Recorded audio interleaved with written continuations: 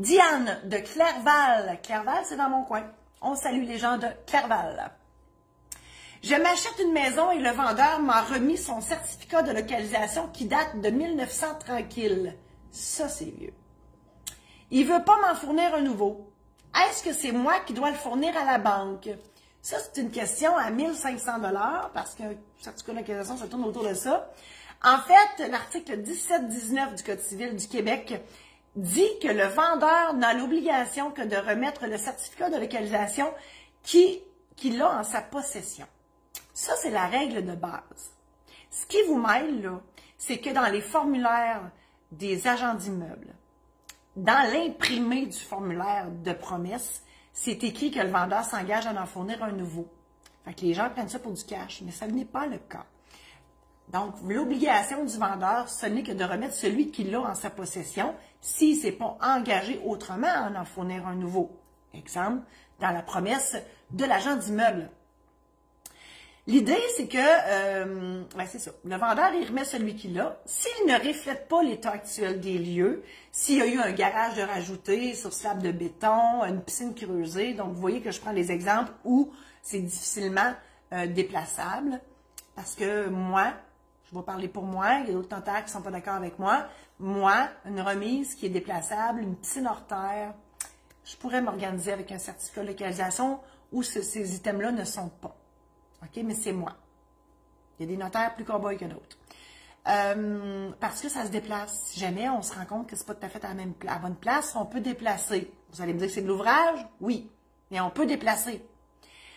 Je reviens à mon certificat de localisation. Donc, s'il ne reflète pas l'état actuel des lieux, l'acheteur prend ce certificat-là, il va constater ça et il en paiera un nouveau. C'est son créancier qui lui demande.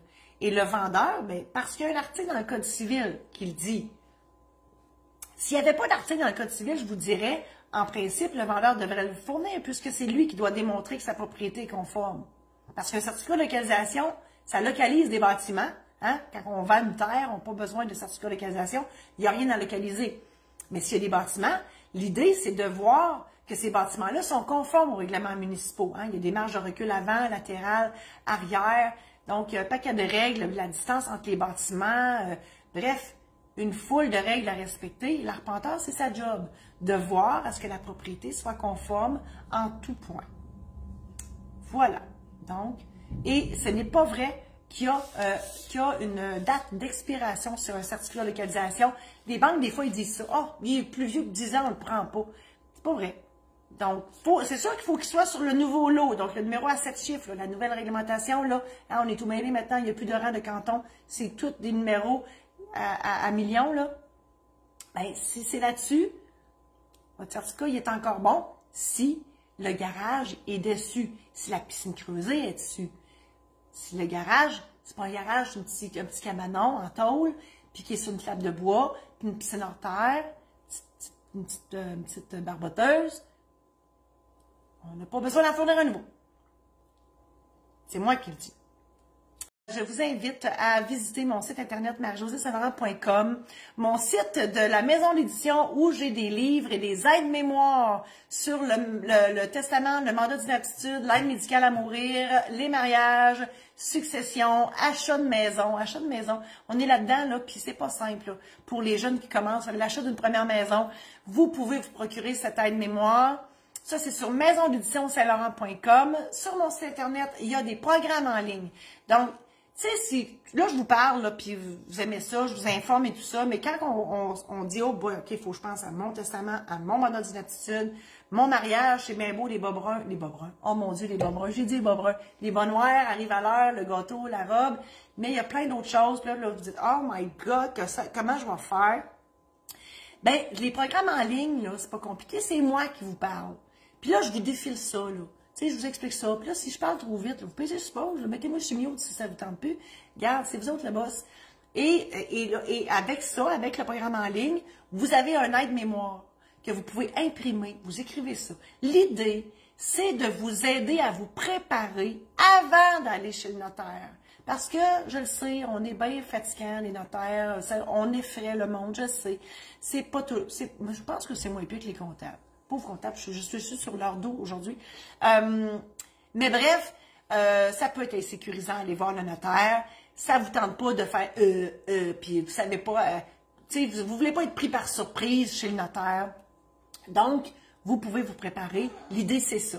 Alors, sur les testaments, les mandats d'inaptitude, l'aide médicale à mourir. L'aide médicale à mourir, l'aide mémoire que j'ai parlé tantôt, il est gratuit à l'achat de celui du testament ou du mandat d'inaptitude. Ça, je parle de votre aide mémoire.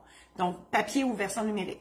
Programme en ligne aussi sur la préparation du mariage, la cérémonie, j'en parle, et aussi tout ce qui a rapport au régime matrimonial, au patrimoine familial. J'explique tout ça en détail. Règlement d'une succession. C'est déjà assez pénible de perdre quelqu'un dans la vie. Si au moins vous pouvez vous aider avec la paperasse, de grâce, programme en ligne, aide-mémoire, ça vous donne une bonne partance, beaucoup moins compliqué que le fameux livre qui vous donne au salon funéraire qui vous empêche de dormir. Ensuite, l'achat de maison, je l'ai dit. J'ai aussi une formation, elle n'est pas encore affichée sur mon site. Mon site est en reconstruction. Une formation en démarrage d'entreprise, tout ce que vous devez savoir avant de démarrer une entreprise. Marcel, ici, je ne sais pas pourquoi, il veut que je vous le montre. Marcel, viens dire bonjour. Et voilà, Marcel, Ah, eh oui, c'est Marcel. Ben oui, gros bébé. Alors, voilà. Ben, c'est ça. Et si ça vous tente, ben, partagez en grand nombre cette chronique et toutes les autres que je publie à toutes les semaines. Vous pouvez aller sur YouTube, Notaire pas ordinaire, mes chroniques sont toutes là. Voilà, j'ai fini. Merci infiniment. Je vous embrasse. Bonne semaine et à la semaine prochaine.